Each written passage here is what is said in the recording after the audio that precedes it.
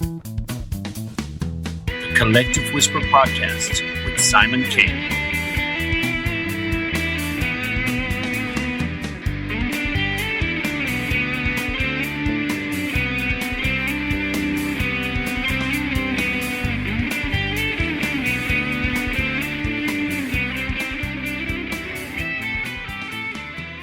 Hello, everybody, and welcome to this episode of the Collective Whisper Podcast. I am your host, Simon K., and we have another exciting guest for you this evening. But before we get to that guest, we'd just like to thank you guys for listening and making the podcast more successful. And as always, please share the show with your friends and please review it and tell us how you feel about the show. And, of course, enjoy it. That's the most important thing. So, this week's guest is Jennifer Batten. Jennifer Batten is an American guitarist who has worked as a session musician and solo artist. From 1987 to 1997, she played on all three of Michael Jackson's world tours, and from 1999 to 2001, she toured and recorded with Jeff Beck. Batten has released 3 studio albums, her 1992 debut, Above, Below and Beyond, produced by former Stevie Wonder guitarist Michael Sembello. The world beat influenced Jennifer Batten's Tribal Rage, Momentumum, 1997, and Whatever, which was released on CD and DVD in Japan in 2007 and worldwide in 2008. The guitar shredder genre of the late 80s was comprised almost entirely of males, with one exception was the fleet-fingered Jennifer Batten. The buzz on Jennifer Batten rose from the guitar underground, and the guitar magazines promptly began chronicling her savvy musicianship and highly original approach to the electric guitar. A major turning point came when she was selected from over 100 guitarists to play in Michael Jackson's highly skilled band, which toured the world for 1.5 years, playing for over 4.5 million people. In 2012, Sony released an exciting live Wembley Stadium show DVD as part of their Bad 25th anniversary pack. Jennifer wasted no time after the Bad tour's grand finale, diving to work on her debut album with renowned producer and ex-Stevie Wonder guitarist Michael Sembello. In the spring of 1992, she was asked again to join Michael Jackson for his upcoming Dangerous tour. In January 1993, she joined Jackson to partake in the Super Bowl's halftime entertainment, which aired to 1.5 billion people in 80 nations. It was the largest audience in television history. Her follow-up CD, Momentum, which was heavily influenced by world music, was released just before she left for Michael Jackson's final global tour in support of his His Story CD in 1997. In the spring of 98, Jeff Beck asked Jennifer to join his band. They joined forces for 3 years on the CDs, Who Else and You Had It Coming, which were both supported by world tours. Jennifer played with Jeff Beck for over 10 years. Jennifer has authored 2 music books and has released 3 solo CDs venturing from world beat and rock and roll to electronica. The last CD, Whatever, is also accompanied by a 90-minute DVD which includes some of the visuals from her one-woman multimedia show where she plays guitar in sync with her self-made projected films, as well as unreleased music videos and a guitar lesson. During 2011, she did a guitar residency for the Cirque du Soleil's show Zumanity in Las Vegas. In the last few years, she joined forces with TrueFire.com to record instructional DVDs, downloads. She continues to tour the globe in various formats, from bands to solo shows to clinics and masterclasses. In January 2016, she received the She Rocks Icon Award and was also inducted into Guitar Player magazine's Gallery of the Greats. Welcome to the show, Jennifer Batten. Thanks. It's great to be here. It's a pleasure to have you on, and I always remember through my own guitar playing seeing your face pop up so many times, and you're such a great inspiration to guitar players. And I know of course you're a great inspiration to female guitar players, but even I remember when in my journey looking at you and your career was a great inspiration. Well, thank you so much. I appreciate that. No, you're welcome. So tell us at the moment what's kind of happening with you. Are you touring? Are you taking a break? You know, I have a deliciously long break, and I'm planning to put together some new courses for TrueFire.com. That's instructional download stuff. So I'm getting all inspired about doing that at the moment. Last year was just bonkers. I'm trying not to travel so much, and as soon as I put that out into the universe, I got nothing but flights. Oh. And I actually saw one of your posts on one of your social media about all the millions of miles you've done. So that's an interesting concept, isn't it? How many miles you can do in that career? I know. It was shocking because I've never added it up. I've never added how many shows I've done. I have no clue. I'm just always looking forward. But they had that automated data that they collected and sent out. And I go, holy crap, it really is time for me to stop doing this. Yeah, I mean, I can imagine on tour, the miles would kind of build up very quickly. But in the past, maybe you wouldn't keep track of that. You'd say, oh, I must have done thousands of miles in the last few months. But with a lot of modern technology, it tells you exactly how many steps you've taken and how many miles you've traveled and flown. We are all being tracked on all levels. Sad thing is, we're tracking ourselves as well. That's what's worse, you know? Yeah, voluntarily. Yeah. Voluntarily. So tell us then, Jennifer, you said you're on a bit of a break at the moment. So are you preparing for kind of upcoming tours, or are you just enjoying yourself and not feeling any pressure from upcoming things? I do have a bunch of stuff upcoming in late spring into the fall. And who knows, it could go from the fall to winter again too. So, I like the balance. I like to work, but when I've worked too much, I need a break, and I relish the breaks as well. But then in the breaks, I get nervous and go, when is the work coming? Get that kind of cabin fever where you want to get out again, don't you? Less and less. People ask me where I would go on a vacation, and I say my back porch. You just need to get away from it, but then you can be itching to get back. And it's nice to come home, though, regardless of everything, isn't it? It's nice to come home. Definitely. I need it. And strangely enough, it's funny. I can be in hotel rooms for months on end, and when I come home, I wake up and don't know where I am. It's like the subconscious just completely relaxes because they know that you don't have to be anywhere. They, like all them in there. All the voices. Yeah. Oh, there are many. Somebody said recently, I have voices in my head and some of them have split personalities. I love that. I think those voices, good and bad, keep us going, though, because it's the thing about it is nowadays you have to just look after your head, don't you? And wherever that may be, but if you come home, sometimes then you want to get away, but you have to enjoy it while you're there. That's the most important. Yeah, being present is the key to life. Yeah. Exactly. Yeah. So what I want to do, we like to go back in time a little, obviously, before even a lot of your success, and kind of trace the origins of your career and your journey, so to speak. And so as a young girl, you started playing guitar, I think, at 8 years old, and you were inspired by your sister and the Beatles and Jeff Beck and so many people. Was that something that even as an 8-year-old you had been building up to? Like for a few years, that you were dabbling in different instruments, or is it something that just happened overnight? My father especially was really, really into music. He was never a professional, but he played guitar and had a little jazz band in his town, or a very small town. So the funeral director was the drummer and the school music teacher was the piano player, that kind of thing. But he collected jazz records his entire life, and anytime he was home, that music would be playing. So that was the environment. And then as my friends got into pop music, and we'd listen to AM radio, I think early on, and my older sisters were really into Motown. It was just really intriguing. And I remember there was maybe a cousin of mine or a friend of a friend that played guitar, and I remember him playing at a party and just being gobsmacked. Like, that is the most glorious sound I've ever heard in my life. So I wanted to get into it. And then my sister got a guitar for her birthday or Christmas, and I was so jealous. I thought, she gets everything. I get nothing. How much older was she? 4 years. Oh, 4 years. Okay. I remember both my sisters had an intervention at one time because they didn't think the music I was listening to was hip enough. And they band together to get me a Crosby, Stills and Nash record.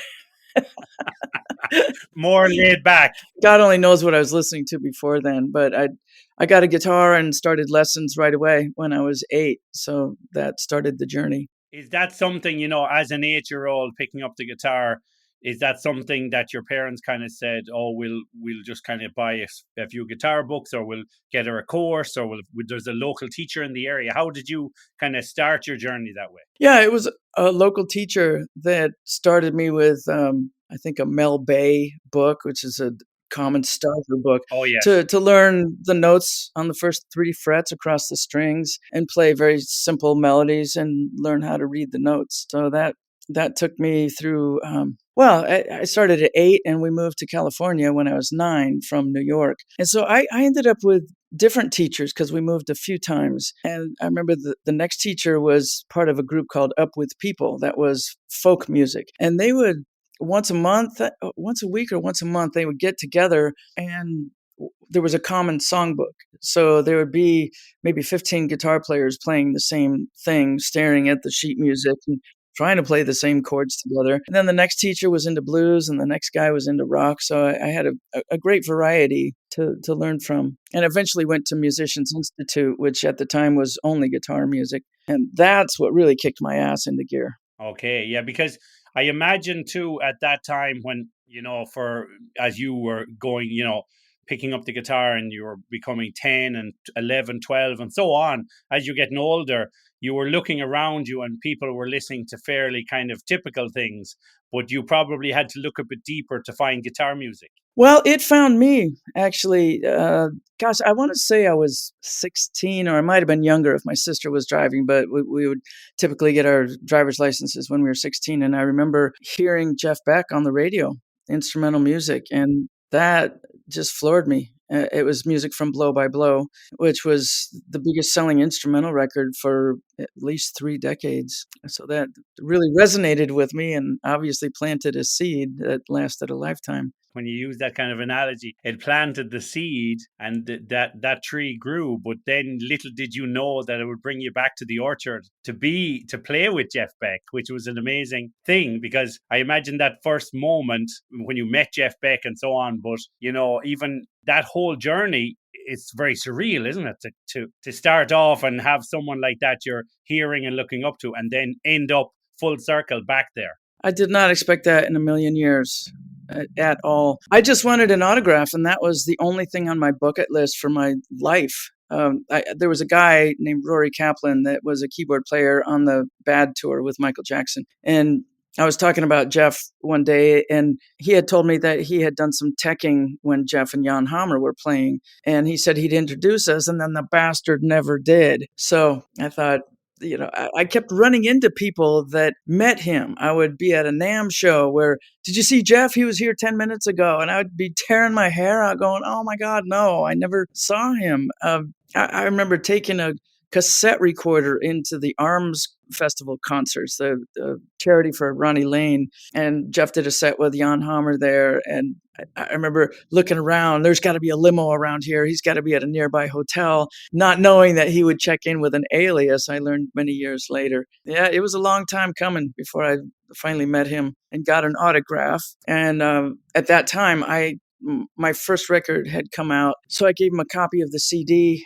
and also I did a video for Flight of the Bumblebee. That was a track on the first CD, and the Headbangers Ball in UK was playing it. And I did an interview, and so they gave me a copy of the interview along with the video. And it was a format we can't use in America, so I gave a copy to Jeff, and I thought that's it. I'll probably never see him again. And he called up a month later and said, I finally had a chance to listen to your record. Let's do a record together. And I, of course, just immediately peed myself. And it's quite interesting because, you probably are more well known for playing with Michael Jackson because of his profile. But one of the most amazing things is, like, you played for so much longer with Jeff Beck, and it was a different show, wasn't it? And a different style of playing. I know you were playing a lot of fast riffs and shredding, but it was more technical in aspects, and you were this sidekick to an amazing guitar player. You're an amazing guitar player, but you were also like playing with an amazing guitar player. So a different show, wasn't it? It was 180 degrees different. With Michael, it was, of course, all pop tunes, and everybody in the audience knew all the lyrics to all the songs, and there would be Jackson impersonators in the front row doing all the moves with the glove and the whole 9 yards. And moonwalking and everything. And there were so many cues that the songs had to be in the same order every night, because there was dangerous pyrotechnics, costume changes, and we worked out that show for 2 months. I mean, there was no question about what's the next chord in the bridge. It was 100% nailed by the time we did the first show. And with Jeff, it's about improv. And whereas Michael wanted it the same every night, Jeff wanted it different. He wanted things to fire him up and send him off in different directions. And I had a hell of a lot more responsibility with him because, on the Jackson tour, there was 2 guitars and 2 keyboard players. On Jeff, I was it. I was triggering a lot of keyboard synthesizer with the guitar. as well as playing some guitar and a few solos. That's hard work. Well, it didn't feel like hard work because I was so deep in it and so thankful that he thought I was worthy of it, that I just worked my ass off and just spent really 24/7 working for him and writing tunes. And I'll tell you a little story. I was already crapping myself about being in the band, and his manager drove me down to his house for the first time, and he announced that usually in Jeff's bands, the musical director is the keyboard player. And since I was going to be triggering keyboard sounds, I was now the musical director. So, it's just absolute overload. Like, oh my God. Oh God.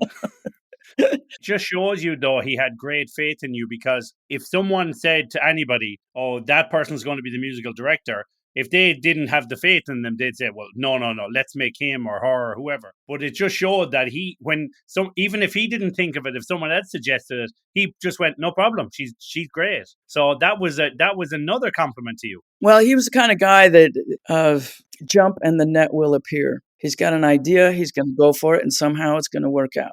And I think most of the time it did. Have to say, obviously, because you knew him, our condolences to you as well, as being a friend of his, because it's very sad, his passing, and it's left a huge hole in the guitar playing world and in the music world in general, hasn't it?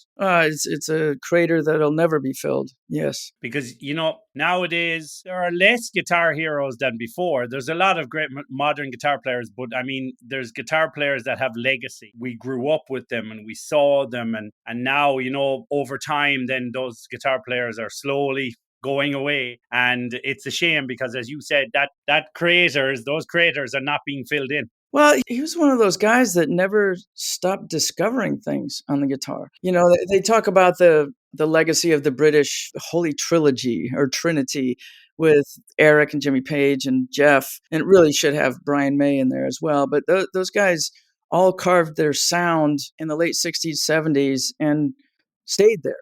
They might come up with new songs and new material, but Jeff is the one that, boy, I mean, his sound just kept improving to the point where he would come up with these wicked sounds, and it was like watching a magician. I mean, you could go to a show and have the giant LED screen right on his hands and still go, how the hell is he doing that? Where does that sound come from? And he had that inimitable style where people can try to imitate him, but it's kind of, like when they used to say about Eddie Van Halen and the Brown sound and so on. And then, they say the sound is in the fingers and the feelings in the fingers. But with Jeff Beck, he had such a different style that even if you were, like you mentioned earlier, the Michael Jackson impersonators, if you were a Jeff Beck impersonator, Yeah. like, even you could have it 99%, but it's still not Jeff Beck, because he had that improvisation and that freedom, and things could change, couldn't they? Yeah, and also nobody had the same history. Growing up, listening to American blues on a shitty radio and just trying to grab what you could and being completely immersed in the whole rockabilly thing. And, if you're born in the 80s, you just don't have that. You can go back into the history books and listen. But yeah, I mean, it was just such a huge shooting star and a massive personality. Every little nuance of the note choices and the timing of the phrasing and notes, nobody else is going to have that. Can I go back then as well? And let's say, I want to kind of delve into your technique, but not your kind of later technique, more your early technique. So when you were, learning guitar, and did you find you gravitated, was because you had like an electric guitar, I think it was. So did you gravitate more towards electric songs, or did you try finger style, acoustic guitar? What kind of area were you focusing on as you got better? Well, in the beginning, it's whatever the teachers presented for me. Like, I had a blues teacher, and it's funny. Once you're older, people say, "Do you have any regrets?" And everybody says, "No, everything is as it should be." And I thought, hell no!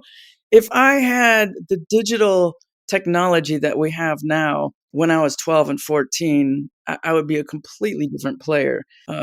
Back then, there was this, learning the blues was just, of course, records, which is the primo place to get any information, but the books were kind of lame back then, and transcriptions were not accurate. So I just did what I could. And then once I discovered that I could take that needle on the record back and forth 5,000 times and drive my family up a wall and transcribe stuff, then I was in another world of improvement. Right. Okay. Okay.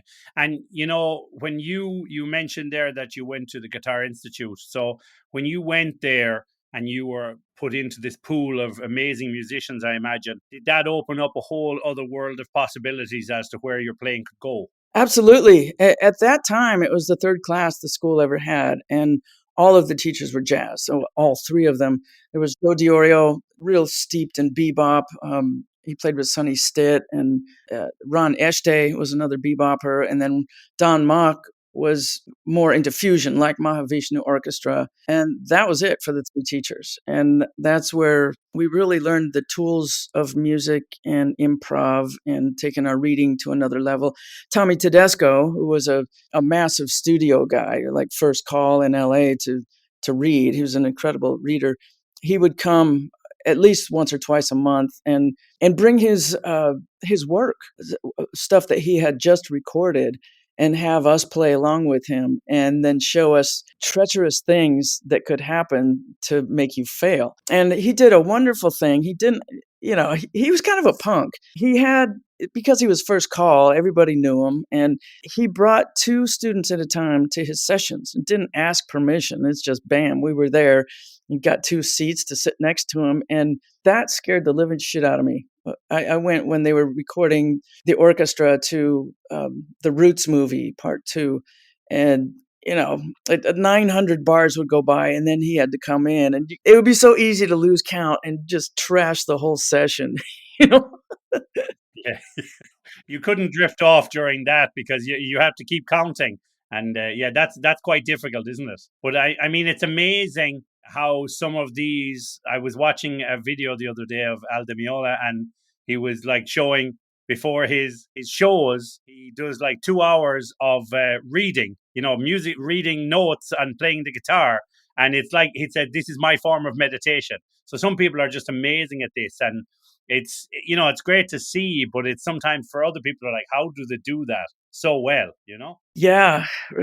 Let's just say everybody has their skill sets, and typically guitar players are horrible readers. Exactly. I put a lot of effort into it, but you wouldn't want to hire me to do a high pressure studio gig reading. So for some people it's their thing, and for others it's not.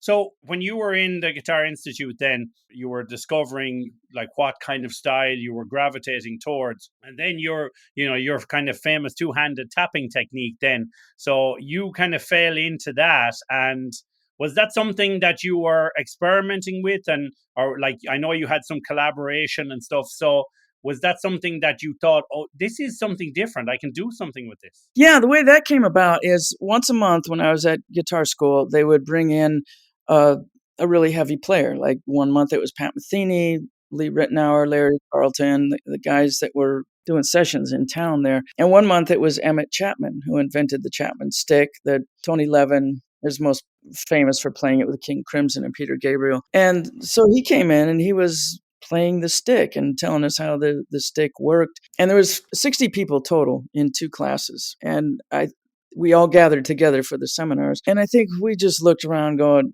we're just trying to get these 6 strings down. None of us are going to take a whole new instrument with a whole new technique and a whole new tuning. Thanks for coming in, but no thanks. Overkill. Yeah, but it planted a seed in the mind of Steve Lynch, who was a fellow classmate. And he went on to record with a band called Autograph that had a hit in the 80s called Turn Up the Radio. And he started experimenting with two-hand tapping. And I would check in on him and see what he was doing every once in a while. And it just blew my mind. And I knew I wanted to learn it, but the school was so intense, I didn't have any extra time to learn extracurricular stuff. But he played a beautiful solo he had written at graduation. And I think I already set up to get a lesson with him after class was over. In fact, he sent me a demo of, I think, 3 songs he had worked on. And I was trying to learn it, not knowing what to do, but I used one finger in the right hand and got a blister and it sounded terrible. So I booked a lesson with him. And that's when he was working on a series, what turned out to be a series of books called The Right Touch. And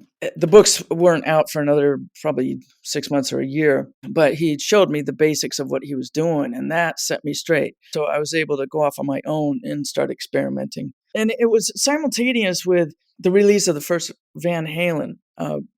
But that record was so new that Steve's technique was completely different from Eddie's. Right. And, this is the interesting thing about tapping in general, because, when you look back through time, there was guys tapping in other styles and in jazz and different things, but maybe they weren't tapping in all of their songs, or it was in some songs. But of course, Eddie Van Halen brought it to the mainstream. But like you said, you had yourself and Steve Lynch. So there was other pioneers of this doing it in different ways. But as always is the case, the pioneers aren't the ones who sometimes become successful. It's somebody else who might have started it later, but it's whoever gets mainstream, isn't it? Sure it is. And Eddie never said he invented it, but what he did with it was groundbreaking.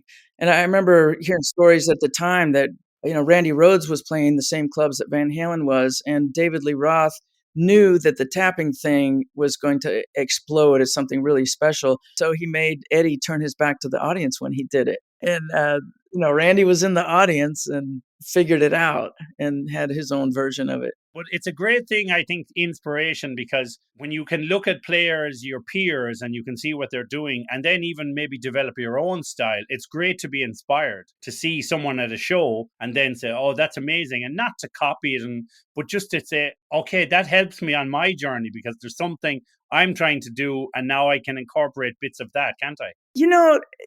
Bringing up inspiration, I've noticed that, everybody loves compliments after you do a show, of course. And I noticed in probably the last 15 years that inspiration comes up over and over again when people come up to me after a show. And I'm most proud of that because when I go to see people play, I want to be inspired. That's a tad bit of success there.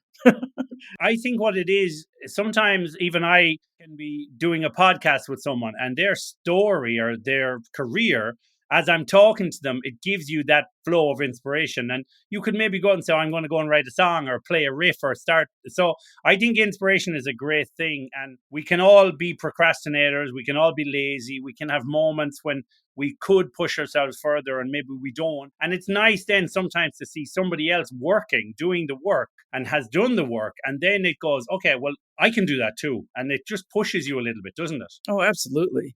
Yeah. That's a great thing. I was just telling somebody the other day, I was doing a workshop years ago, and there was a guy in the audience that was asking questions afterwards, and he said, what do you do for motivation? And I gave him a few answers, and he kept coming back, but what if I still don't have motivation? And I thought, man, this is probably not the direction you want to go then. If music itself is not inspiring you, then there's something wrong, because that's where the fuel is. Hearing other people that knock you out. I mean, that can fuel you for a long time. And like Jeff Beck, that's fueled me for a lifetime. Yeah, that was like the biggest shot of adrenaline. Indeed, yeah. So let's talk then, obviously, the thing you cannot avoid in your career. I know you've been asked about it millions of times, but playing with Michael Jackson then. So you were doing your thing and you were probably playing on the local scene and then this opportunity came up for the audition. And I know you prolonged it a little because you wanted to get better. You wanted to leave it to the last moment. So what was your thinking with that? Like, did they say, oh, you have, there's auditions for 4 days or 5 days and which day do you want to come? And you thought, I'm going to take as long as I can. Yeah. And I canceled everything that I had going, which at that time was mostly lessons. I don't think I canceled any gigs. And I just stayed home. I bought my first CD player because they were very new at the time in 1987. So I thought I could hear things more clearly. And I learned, I don't know, maybe a half a dozen of the top hits that had been on the radio. And then when I went in, there was no band. It was just me and a video camera. And the only guidance I was given was to play some funky rhythm because that would, even though I'm known for the 16 bars of playing the Beat It solo, there's another 2 hours of the show that is part groove and chords and stuff. So I remember I had been showing my students, I was teaching at Musicians Institute at the time that I got the gig, and I was teaching some funky thing I made up to my students, and so I played that to start out the audition. Then I did some random improv and a lot of tapping. I had recorded 3 songs for my debut record that were in demo form, and one of them was a tapping solo I worked out for Coltrane's Giant Steps. So I played that on the audition. And then I had already been playing Beat It for, gosh, I think Thriller came out in '84, I think. So I was playing it in a cover band ever since it came out. So I finished my audition with that. And 20 years later, there was somebody making a documentary about female guitar players, and the guy behind that contacted the guy that videoed my audition and got a hold of that. So it's the first time I saw it ever. And there was a note in with it with a list of names, and next to my name, Michael Jackson had put a star and wrote "great" with exclamation points. I thought, man, that is so cool to see that all these years later. And people often ask why he hired me, and I never asked. He must have heard something that he liked. And I will say that he changed my look radically. So it certainly wasn't the way I looked that he chose. He transformed me and had an artist come in and draw up 3 looks for every performer on stage, and then hired makeup artists and wardrobe people to make the paintings come to life. Did you know when you went to the audition, like, was it kind of obvious there was guitar players leaving or coming in before or after you? Did you meet the other guitar players, or did you hear of any names? The only guy, I don't know if I knew this in advance, but I knew Greg Wright auditioned, and he had played with the Jacksons in the Victory Tour. But they had it scheduled in maybe 15, 20-minute slots. So no, I didn't see another guitar player come or go. And I had no idea how many they were auditioning, and I heard much later that it was 100 people. So I feel pretty damn lucky. And just to get into then the technical thing of the audition, did you just go in with your guitar and they had amps set up, or how was the whole kind of sound for you when you were auditioning? I honestly don't remember. I think they did have amps there, but I hate leaving that to chance. So knowing me, I probably brought my own stuff. And that can be, I suppose, like in that case, can be nerve-wracking too, because, for musicians, a lot of the time, starting with new bands or auditioning, the worst thing that can happen, you have your own nerves about the songs and what you're playing. But then if your equipment starts failing you or you have glitches, that just adds to it, doesn't it? Oh, of course. And that's why I really don't like sitting in, because playing other people's equipment it can be a nightmare, and it has been. I have experienced a few nightmares and PTSD from that I'll never forget. Yeah, because we all know our own sound and we know our own amp settings, and you just know, even if it's an amp you're playing with tubes or without tubes, or you're a digital head, you know your sound and you're comfortable with it. So it takes it up to another level of discomfort if you have to take another style guitar, or and even I know myself, because I'm kind of taller, and sometimes you'd sit in with a band and the guy'd have a small little guitar strap, and he'd be a small guy. Well, I had the opposite. It was always the opposite for me. When I put on a guy's guitar, the damn thing was down to my knees. Okay, yeah, you were like trying to loosen it, but it wouldn't go up any higher. It was a slice of hell. Then going on, I know, like, 'cause you did the 3 Jackson World Tours, and in that 10 years or so. So you were doing a tour, and then you went and did your solo stuff, your own solo records. Was that something then that not derailed, but just delayed your own solo stuff too? Or did it actually give you a chance to work on it more? I would say it joyfully delayed my career. Joyfully. It was the most exciting thing in the world, and what a wonderful way to see the world. And we only, touring is extremely expensive, and there was 100 people in the entourage that was moving from city to city. And because it took so long to build the stages, the band had lots of time off. We only played 2 or 3 days a week, so we were in Rome. We'd go to the Colosseum one day, go to the Forum the next, play a show, and then take a bus overnight to the next place. We'd end up in Geneva maybe, or Bern, and everybody'd get out and get their Swiss Army knives. It was wonderful. And you mentioned earlier there that, it was a lot of tracks, and, when you're playing in that set, everything's cued, everything's to sync, and, they have a musical director who is kind of on top of you to keep everything in sync. Whereas with other shows, it's more free. So was that something that over the years then that you just grew to get much better at, or did you think, oh, I'm sick of just playing to cues and sync? No, honestly, there weren't that many tracks. There was a lot of live triggering. There was a synclavier back then that had samples, and Ricky Lawson, the drummer, had racks of gear where he was triggering drum samples that were from the records. So that it was when they were setting up, when we were rehearsing, there was racks of gear for the keyboard players, and it looked like something at NASA where these engineers were dialing in the whole time, trying to get the sounds from the records. No, I didn't have a problem with that at all. In fact, it was kind of made it easier that you knew always what was coming next, and everything was so second nature and so well rehearsed that it made you calm. There was not going to be any grenades thrown in. Like, boom, we're going to do this song that you haven't played with us. That didn't happen except for at sound check, like every single day. Greg Fillinganes could play any song there was, and he didn't like to repeat himself that much. So me and John Clark were always jumping at sound check. The thing about Michael Jackson's career, because he liked to bring in high profile guitar players, whether it was Slash or Eddie Van Halen and stuff. So then when that goes to tours, then are they kind of saying to the guitar player, okay, keep it the same, or you can have a little bit of freedom with it? With a solo like Beat It, I didn't want to mess with it. I wanted to play exactly what Eddie did because it was such a stellar solo. I couldn't do better than that.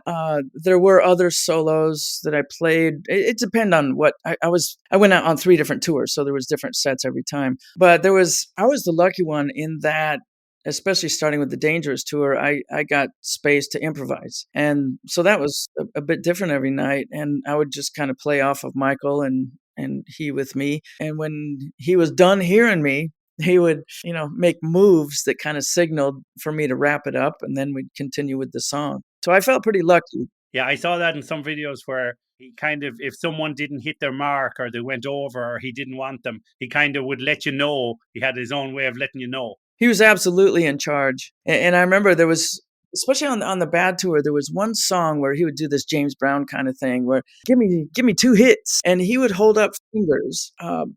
And we would do it in rehearsal. And there was one time where he held up 3 fingers and we only did 2 hits. And he goes, "You got to watch me. You got to watch me, because it's not going to be the same every night." So everybody had to have their eyes on him at all times. And it was great training. Yeah, because when you consider people like Michael Jackson and Prince and Bob Dylan and these who have these big bands sometimes with them, you kind of sometimes people might say, "Oh, it's hard work because they're very demanding." But I suppose that's what makes a great show. And over time, you learn the level you have to be at, don't you? You have to be on point for everything. Absolutely. And we heard, like, the band rehearsed for a solid month before we even met him. And of course, he's going to expect the top thing. He's the top artist in the world. And unlike the This Is It video, when we met him, we had everything completely nailed. There was no Greg Fillinganes going, "How does The Way You Make Me Feel go?" That didn't happen. you know we had it, and we heard that if he was happy with what he was hearing, he would start dancing right away, and he did. So we were on the right path for sure. And during those rehearsals, then for those live shows, would Michael Jackson have a stand-in to do all the rehearsals, or would he be in every rehearsal?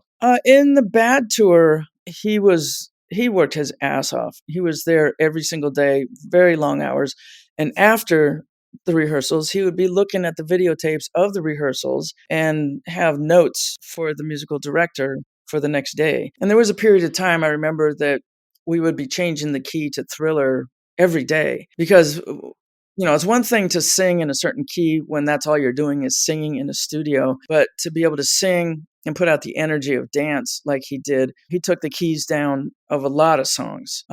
And he also took the tempo up on a lot of songs to make them more exciting. Like, you take the tempo of Working Day and Night from the original on the record to the speed we were doing it live, and it's night and day crazy. And I often think that if he didn't have musicians at the skill level of a Greg Fillinganes and Ricky Lawson, you lose the groove if you take the tempo up so fast. And a lot of the tribute bands want to do it like it was live, and I just tell them, just don't, just don't, because it ain't funky anymore. Don't go there. Oh, sure. Yeah, yeah, I understand. Yeah, and it's when you say they would change them, would they do all of that? Would he change the keys in pre-production before the tour started? And have, let's say, for example, you have a song like the way you make me feel, and would you know? Okay, this song we can do it in four different keys. Is would you have that kind of prepared in advance, or it would happen during the tour? No, it was all well worked out in advance. Like we got a solid 2 months, at least 5 days a week to work the stuff out. Wow, it's amazing. So then after that, and that was an incredible experience working with Michael. And then, for your solo things, then did you know what style you wanted to go with? Were you thinking an instrumental album or to have singers and stuff? And did working with Michael Jackson and those other musicians change how your album was going to be? Like, because I can imagine when you're on such a world breaking tour, then you get other ideas. Oh, absolutely. Yeah, I think my choices were a lot more commercial than they would have been. Having said that, it's a guitar record. It's not a pop record by any stretch. Yeah, of course. But yeah, it definitely had an influence. And I think it also had an influence in how I thought about myself on stage, where with Michael, the music was only the foundation. That's it.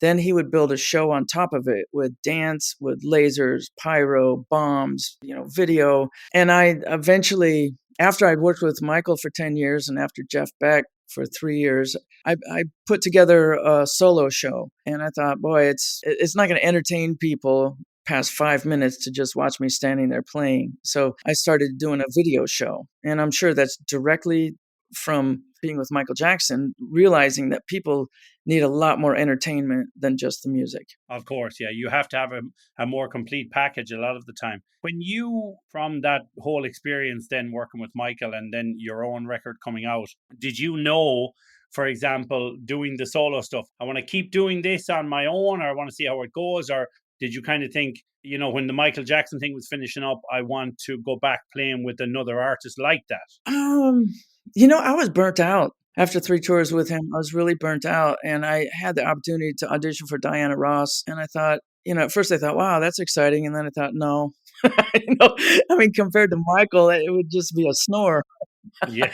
I was going to pursue my own career and see what I could do with that, and it wasn't 6 months later that Jeff Beck called, and I remember in one of the calls, I said, man, I was looking at getting out of the music business, and he goes, well, can you wait?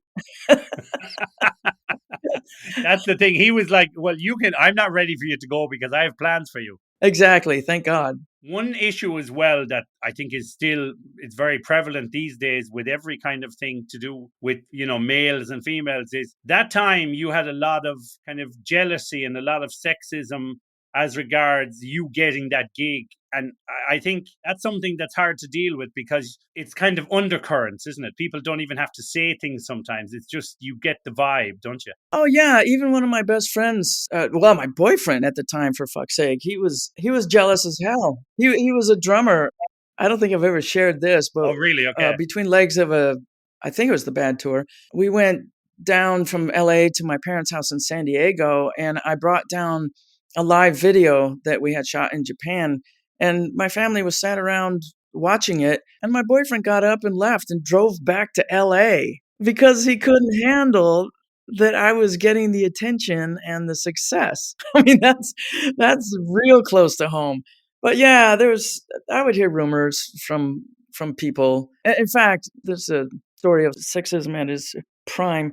I did a session at one time. I was flown into Chicago to do a song with Angela Bofill. And Hiram Bullock was another guitar player that she hired, and she hired him to do rhythm guitar and hired me to do the lead. And when Angela introduced me to Hiram, she said, this is Jennifer Batten. She plays with Michael Jackson, or she was on the Bad Tour or something like that. And he looks at me and he goes, oh, so it was a looks thing. And I thought, you bastard, you haven't even heard one note that I can play. Yeah, yeah. Yeah, so I have that. That's the problem, isn't it? Because if somebody kind of, we know in the world there's lots of things like nepotism. People get jobs because of who they're related to, and that's kind of happens.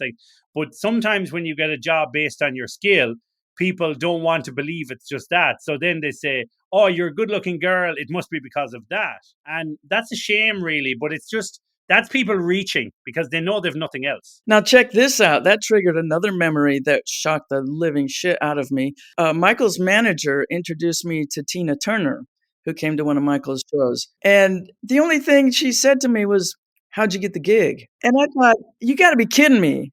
And she was reaching into her history of how people got the gig with Ike, and I was stunned. I couldn't say anything, but it was really disappointing.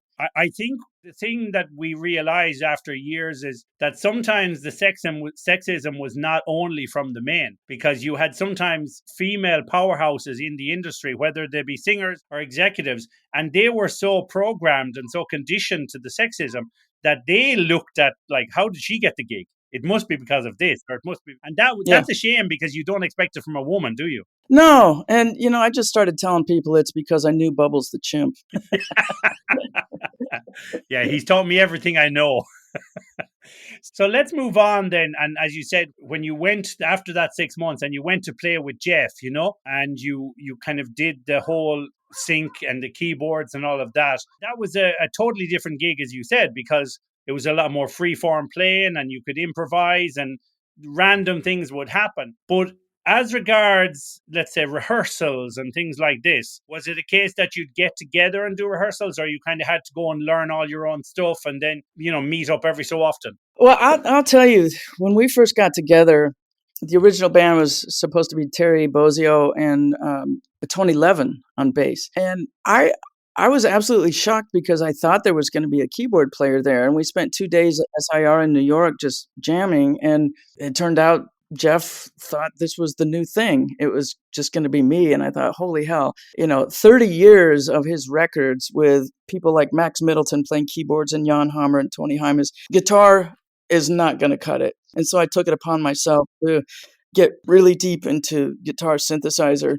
And this is how long ago, he faxed me a list of songs that he was thinking of doing. And I just took it upon myself to learn the stuff and learn as much as I could and work on the sounds. I spent a lot of time trying to dial in the sounds.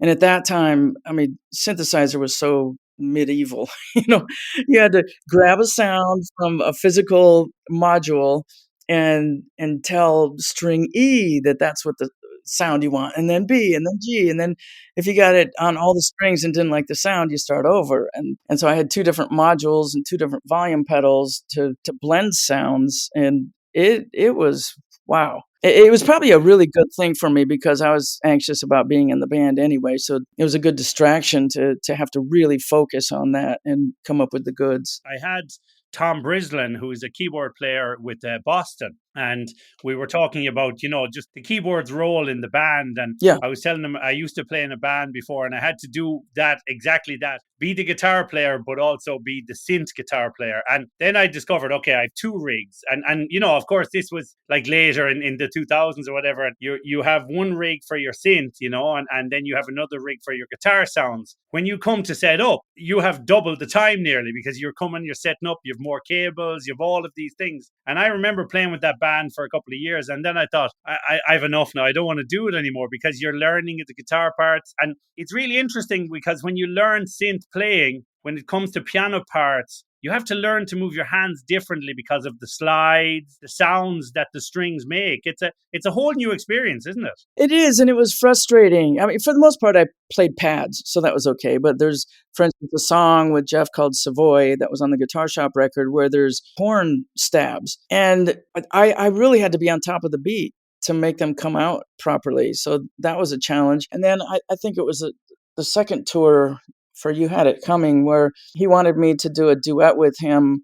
Well, actually, there was 3 of us. The drummer, Steve Alexander, was playing keyboards behind us, but he wanted me to play a melody on flute. So obviously, I'm triggering the flute sound.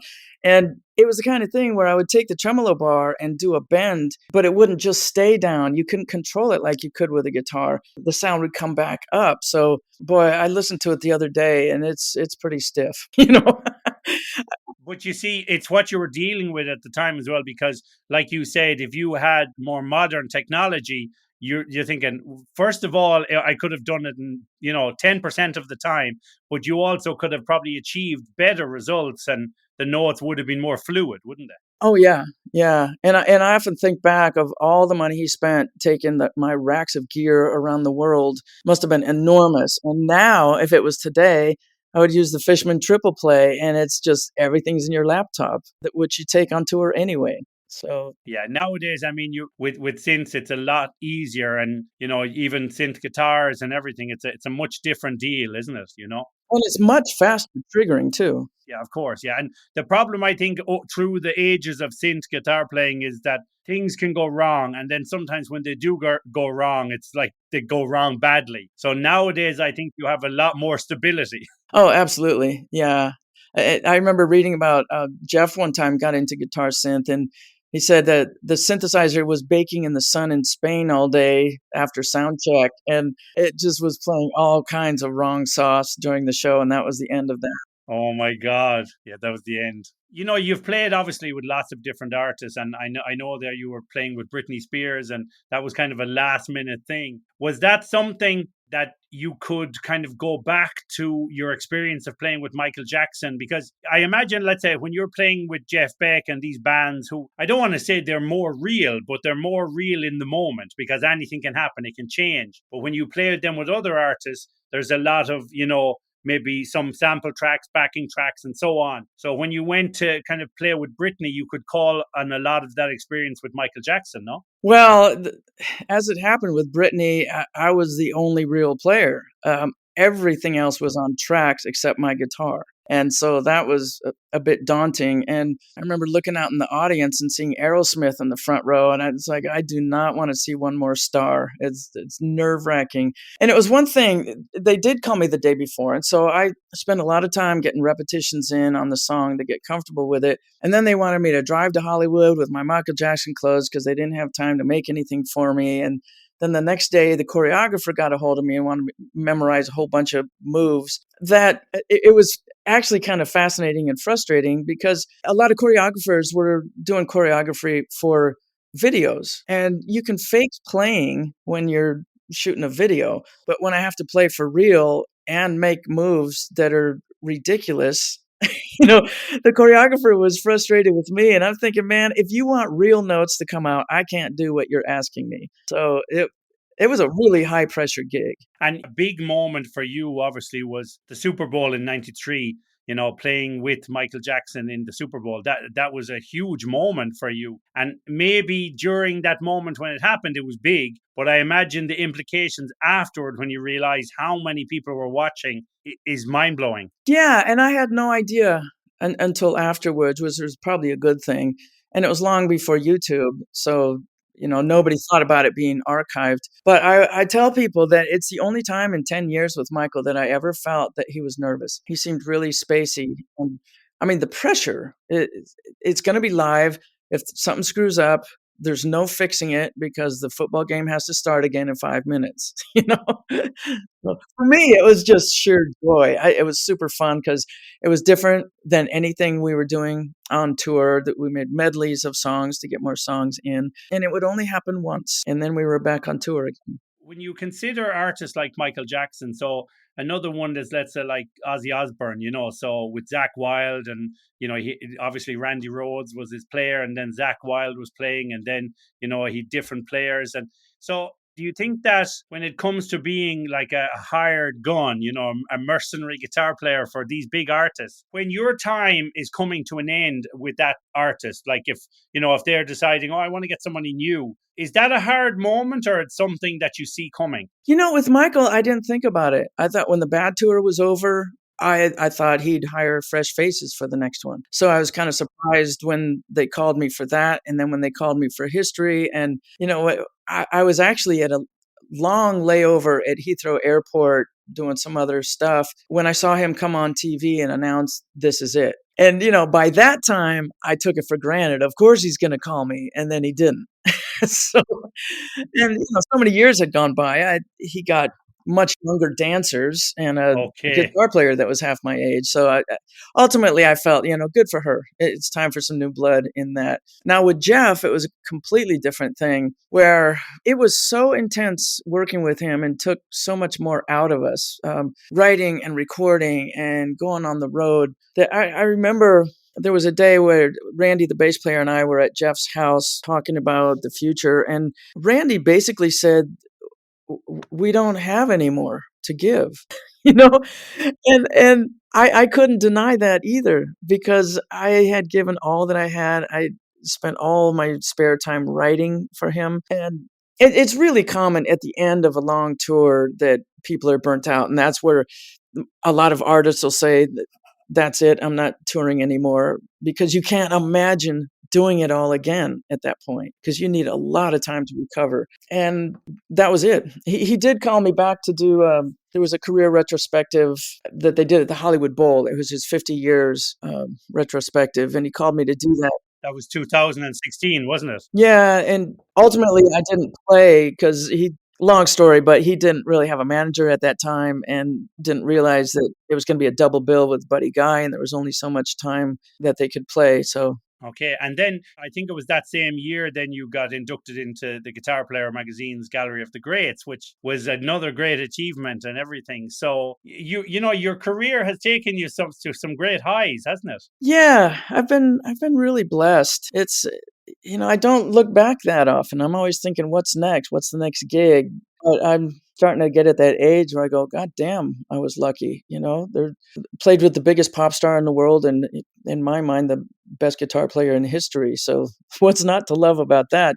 You just shoot me now. One thing I'm curious about, because I was watching some video on YouTube there recently, and I think it was that guy Rick Beato, Rick Beato, he does the. Sure. So he was saying that, he says when you're a guitar player or a musician, there's some chops that are harder to do as you get older. And for example, he was working on a Metallica song and he said, I can't downpick like I used to be able to downpick and he said, you'll find a lot of older guys, it's harder to downpick. So for you, with your style of playing, because, it's very dynamic, very fluid, very fast, did you find over the last 20 years then that your body or your fingers have changed, or what's different now as you get older with your guitar playing? Absolutely. I'm playing with a drummer now in a local cover band that used to be a trainer at the gym. And he was talking about as you get older, the muscles don't recover and the tendons don't recover as fast as they do when you're younger. And it makes sense. Yeah. And boy, that really slapped me upside the head when I decided I wanted to put out a video for the Giant Steps tapping solo that I had done in 92. And I wanted to do the video a couple years ago because it was never made into a video. And I could not do it. I could not play at the speed of the record. It was just insane. But, ultimately, it's a drag that happens, but you're forced to play less, which ultimately is harder because the notes that you choose have to mean more. I think for a lot of players, they have those moments, but that they grow into it. They grow into their older years in the sense that their playing might change. I think for someone like Michelangelo Batten, that's more difficult because his playing is very focused on the speed. But for you, when you used to do Flight of the Bumblebee, I mean, a very technical song, is that something then that you noticed as well over the years was harder to do? I haven't attempted the song in a long time, and I decided at some point, because I used to start my solo shows and clinics with it, that I stopped terrifying myself with that song. Yeah. And I'm sure it happens to lots of people that they don't do songs, not just because they're bored of them, but because they're a lot of work. Yeah, and once you've done a song like that for years, and I probably did it for 20 years, like, why keep doing it? As a creative being, you want new stuff. That's what fires you up to still be excited about music. Like with your composing, how has that changed over the years then? Do you write songs that are different in the sense of maybe they're not as technical or they're more melodic? How has it changed? Well, I haven't written in quite a long time. I just find the whole music industry super depressing. So the idea of putting out a new original record, I put $10,000 or $20,000 into a record that everybody can get for free. What's the point? But the last record I did was written for Jeff. All the songs were written for Jeff when I was with him. And at that point, all three of my records are really different because there's years between them. But it was super inspired by electronica. He's the guy that turned me on to the Prodigy and Crystal Method and things that were really fresh at the time, almost 20 years ago. And I saw how he recorded his last record, which was he had a drum programmer in one room, and he and the producer Andy Wright were in another room, and the drummer would come up with a groove and send it across the hallway, and then Jeff would just react to it. And the producer was really quick about hearing stuff in the improv that, okay, this is going to be the A section, this is going to be the B section, and he would chop it together that way. So I was really inspired by that and spent a ridiculous amount of money getting a Pro Tools system. All the stuff you could put in a laptop for $10 now was like $30,000 back then. um, and then I did it that way. And for the solos on my last record, I just improvised. I set a loop up and improv for, I don't know, maybe 5 or 10 minutes. And then a 10-minute solo would take me 2 weeks to cut together. It was just awful. And, I'd go, I like this riff and I like this riff. And then you put them together and go, well, that doesn't make sense. Yeah. I would never put myself through that. A few years ago, I was recording some solos like that. I found, okay, I was like comping them and splicing them. But then I was, okay, it's actually quicker to just learn all those bits, put it together and do the take as good as you can, But everyone has different ways of doing it. But like you said, comping and editing, it takes time too. Oh, it's a nightmare. Yeah. I'm glad I did it, but I would never want to do it that way again. There's more to be said. Like when Jeff would do a solo, it's first take, second take, because that's where the inspiration is. And then you start second guessing yourself and judging yourself. And I remember one of my favorite interviews of all time was with Bjork. And she was talking about all the time, like 99% of the time was spent getting the tracks where she really liked them. And then the vocals were first take. And I thought that was great. Just like everything's in place, and you can soar over it and just hit record and go. Like, I think what it is, if you have a great track down, you can see sometimes some musicians get real inspiration from it and they can just do their work quickly because the foundation is really there, isn't it? Yeah. If you're inspired, look out. Just get out of the way and go. Yeah, you can do it. When you look now at modern players, because my kind of view of there's some amazing modern players, and they're like, you see some people and they're like virtuosos, and you have bands like Polyphia and these. But what I notice is that Yeah. because the modern production methods are so clean that even now you see people they're playing live, but it has the sound of recorded things.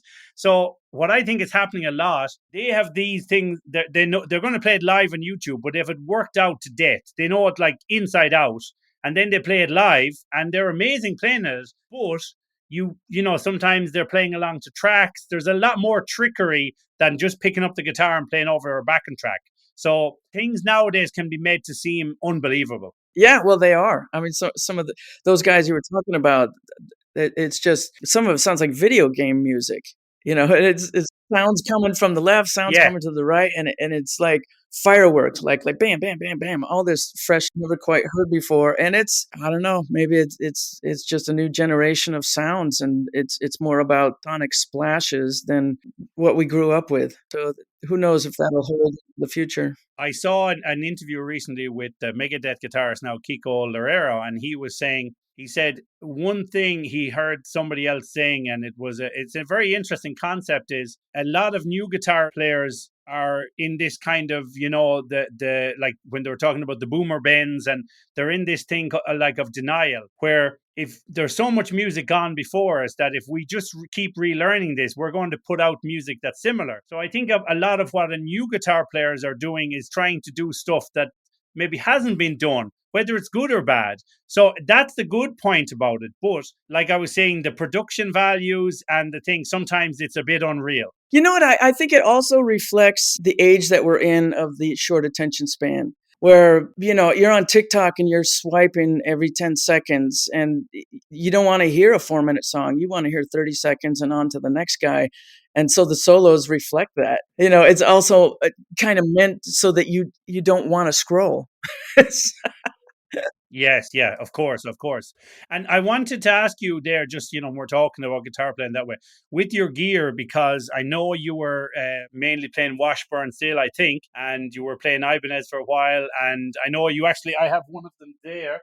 you had a variax as well. You were playing a variax for a while. So has that been a kind of a journey in itself, just different guitars and different gear over the years? I don't change up that much. I got into the variax because I got interested in acoustic, and I was never playing locally, and I couldn't take two guitars with me unless it was a big tour. The variax intrigued me because you can push a button and have any pre-programmed tuning that you want, and uh, an acoustic simulation. So I did that for a couple of years, and I also like the fact that anybody that's played guitar, especially a Strat, there's going to be some club that has the shitty electric in it, and you're going to get a ground buzz that you can't get rid of. So in that case, you can switch over to the virtual pickups, and it's quiet. Yeah. So that was very intriguing, but that only lasted a couple of years, and then my guy at Washburn asked me to come back, and I did. And changing guitars was basically a result of them having a new model that they wanted to push. And I'd be like, oh, I like the old model. But it's been very lucky in that when they send me a guitar, I almost always love the feel of it. And that's hugely important, as well as the weight of it. I hate heavy guitars. It's just horrible. So, yeah, I've been using their Parallax model, PXM 10, I think it is. I don't retain numbers that well. But I've been using that for, I want to say 7 years now. And I love it. It's 24 frets, and that took a while to get used to. And they stopped making them. So, damn it, I don't know what's next. And then as regards, pedals, are you using multi-effects, or are you using like a rack of pedals or rack units? What do you use mainly now? I've been using multi-effect units for many years, and I did a lot of touring for Digitech. Anytime they had something new come out, especially in Germany, I'd go for 30 days, 30 cities, and show the whammy or show the RP models that they had for a long time. And I got so used to that. I was using the RP1000 for many years. That was the last multi-effects unit that they used. I was using the internal models, which I didn't love, but I was working for them. And then Thomas Blug came out with the Amp 1. He engineered for Hughes and Kettner for many years, and he came up with this incredible dream for any guitar player, especially if they travel. That's a 100-watt, 4-channel analog, essentially Marshall, that you could put in your carry-on. And once that happened, my sound super improved, and I started using the 4-cable method to use the effects that were in the Digitech. And I have certain sounds in there that I could not replicate with anything else. But technology has advanced so much since then that I'm now using the Line 6 HX Stomp XL. HX, a great pedal. Yeah, I still can't replicate a couple sounds that I had in the Digitech, and it took me really 2 years to finally commit to it. But that's what I'm using now, and it's incredible because I have it set up where I have added a MIDI switcher, so I can switch the Line 6, and it will also switch the amp channels for me. And every preset that I switch into becomes a pedal board in itself. So once I'm in that, I can kick on and off different effects as I choose, or there's certain things that I've programmed the expression pedal to change with my foot that there's no going back, because now I have that freedom of doing anything I want. That's the great thing about, like, I still have that Variax for years now, and I kind of bought it for recording like that, different sounds. But I found then I bought one of the pod pedals, and then I realized I was able to change the Variax sounds, not from the guitar, but from the pedal. And that was brilliant because you could change tunings on the fly. Ah. And, I was playing, I think, in some cover bands and wedding stuff and functions and stuff. So you're doing all different types of music. It was great because you can go from different sounds, change tunings, acoustic stuff. And it's just, you have your guitar, your pedal, whatever amp you're using. And sometimes I wouldn't use an amp. I'd go into the system, but I'd be using a cab simulator. So the technology has really come a long way. Yeah, it's phenomenal what's happening now. But even at that, I'm always thinking that I need something that hasn't been invented yet. Like I was fantasizing about this amp for 10 years before it was ever invented, because I was always paying excess luggage charges, taking so much crap across the ocean to play. And honestly, I was at Thomas Blug's house. I didn't even know that he was an inventor. I just knew him from from trade shows as a great player, and ended up befriending him, ended up at his house, and he immediately plugged me into his amp, and I go, I want to buy it immediately. And it was a torturous 6 months to a year before it was actually ready for sale. And I think I was his first customer, and I've been with him ever since. And now he's got a new thing coming out that I'm really, really intrigued with, because he also has a thing called a Blue Box. That's a speaker emulator that has 16 different IRs in it. Plus, it has a virtual mic placement knob. So I've taken that on a bunch of tours. If you're on a crap tour and it happens time to time, oh, we didn't get the message, you need a speaker. Well, I can't put a speaker in my carry-on. What do you think? I'm not from this country. I saw there recently where IK Multimedia, with their Amplitude software, but they have developed this new thing similar to the Kemper kind of thing where it models the sounds, but it's a much cheaper alternative to that. And it's supposed to model them very well, your guitar setup. So, I mean, the technology is really good now. And then as well, you talk to lots of guitar players and kind of playing on local scenes and everything. And a lot of people are buying these Boss Katanas and everything. So sometimes you get a guitar amp that kind of cuts through. And for the price of it and the durability and what it offers, it becomes very popular, doesn't it? Yeah. We got tired of lugging big things. Yeah, after that hernia operation, I was completely over it. But, it took years to catch up. Yeah. Just want to kind of ask you, going forward, I know you're doing instructional videos and clinics, and you're doing teaching and stuff still. So for you, what does the future hold now as regards like playing live and as, new albums and stuff? Because I know you said it's kind of hard to release the way the modern music market is, isn't it? Yeah. One of the things I'm focused on is developing more instructional stuff, because people still have to pay for that for truefire.com. So I hope to record more at the end of the year. I've got 3 courses out, but it's been 7 years since I put anything new out. There's all kinds of projects that come up that I couldn't even tell you what I'm doing in a year. I do have a project brewing in my mind that is so fresh I don't even want to talk about it. But it's like the more that I wish to not be traveling, the more I will be traveling. So just go to my website. Every date that is confirmed is put there as soon as the contract is signed. There's only a few things now, but in the next month there'll be a lot more. Well, listen, Jennifer, it's been wonderful talking to you, and it's nice to sometimes even talk about technical things, because sometimes I'm talking to singers and other musicians, but then they're not maybe guitar players. So it's nice to sit down with a fellow guitar player and talk some technical jargon and talk about your own experience of that. And I want to, say well done in your career so far. And, I've always been a fan of your music and what you've done in your career. And as I mentioned at the beginning, you are an inspiration. So keep doing what you're doing. And, thank you very much for coming on the show. Thanks so much. Jennifer Batten, everybody. Okay, thank you very much, Jennifer Batten. It was a pleasure to talk to you, and some amazing guitar playing skills we've witnessed from you over the years. And we just like to say well done on your career, and you're an amazing player, and you've done so much for guitar playing for women, let alone guitar playing in general. So we want to thank you for that. And I've watched you over the years, and I can say you're a fabulous player, and keep up the good work. So, Jennifer Batten, everybody. Okay, everybody, thank you very much. I hope you're enjoying the content. I hope you're enjoying the show, and I hope you keep coming back for more, because we have lots of great content for you coming over the next season, and we aim to please. We're going to bring the best guests for you, so tell your friends. And until the next time, my name is Simon Kay. This is the Collective Whisper podcast. Look after your friends and family. Take care. Bye-bye.